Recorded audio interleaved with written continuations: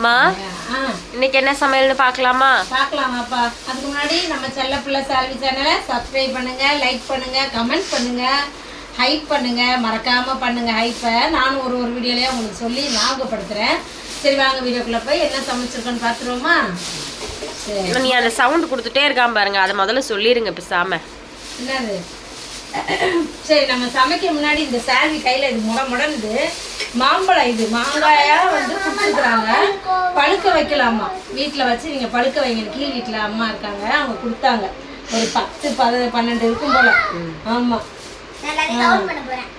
அதை காயா வெட்டி ஒன்று சாப்பிட்டு பார்த்தேன். சால்வி நல்லா இருக்குமா? ருமானி, இது ருமானி மாம்பழம். பழுத்துருச்சுன்னா பழம் பழுக்க வச்சுட்டு ஒரு தடவை காட்டுறேன் பழுத்த பிறகு. சரி, அது இருக்கட்டும். நம்ம சோறு போட்டுக்கலாமா? ஓகே. டார்லிங் பாத்தீங்களா, ஹேர் கட் பண்ணி ரெடி ஆயிட்டாரு ஸ்கூலுக்கு போறதுக்கு.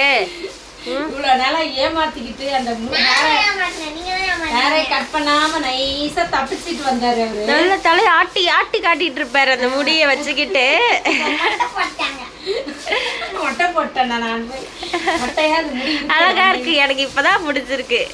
குட்டி பாப்பா மாதிரி இருக்கான். குட்டி பாப்பா இப்பதான் சால்வி குட்டி பாப்பா. சோறு போட்டாச்சுப்பா. ஆமா. அப்புறம் வந்து இன்னைக்கு வந்து வாத்துக்கறி குழம்பு. இது என்னது? வாத்துக்கறி குழம்பு. இது குழம்பு கொஞ்சமா வச்சிருக்கிறேன், ஏன்னா நம்ம தானே, அதனால சரி எல்லாமே கொஞ்சம் இதுவா வச்சுக்கலாம். லெக் பீஸ் ஓடிடுச்சு. கறி அவ்வளோ டேஸ்டா இருக்கும். ஆனா நாங்க வாத்துக்கறி வீடியோ போட்டாலே ஓடாது ஒழுங்கா. ஏன் தெரியாது, எங்களுக்கு ரொம்ப பிடிக்கும். டேஸ்ட் நல்லா கறியெல்லாம் எடுத்து ஜூஸியா இருக்கும், சூப்பரா இருக்கும் அந்த டேஸ்ட்ல. நீங்களாம் கூட செஞ்சு சாப்பிட்டு பாருங்களேன். அது வாத்துக்கறி கோல்டு தான் சொல்லுவாங்க, கோல்டோ ஹீட்டோ ஏதோ ஒன்று, ஆனா நல்லா இருக்கும். அப்புறம் அப்படியே கொஞ்சம் சிக்கன் வாங்கி 65 பண்ணியாச்சு. ஒரு லெக் பீஸ் வச்சிருவோம். இதை சால்வியை தான் சாப்பிட வைக்கணும். லெக் பீஸ் எல்லாம் சொன்னாலும் சொல்லனாலும் அவன் தான் சாப்பிடுவாங்க மட்டும்.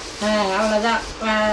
வட்டக்கறி வச்சாச்சு. அப்புறம் ரசம் வச்சுட்டேன் இன்னைக்கு. அம்மா ரொம்ப நாள் ஆச்சு ரசம் வச்சு, தெரியுமா? தக்காளிலாம் நிறைய போட்டு, மிளகு சீரகம் போட்டு. மிளகுலாம் நல்லது தான், குடிக்கணும் தான். இம்யூனிட்டி பவர் கொஞ்சம் கிடைக்கும் இந்த வெயிலுக்கு. வேர்த்து ஊற்றுதுல, இதையும் சுட சுட குடிச்சுட்டா இது ஜீரணிக்கும் நல்லா எல்லாமே.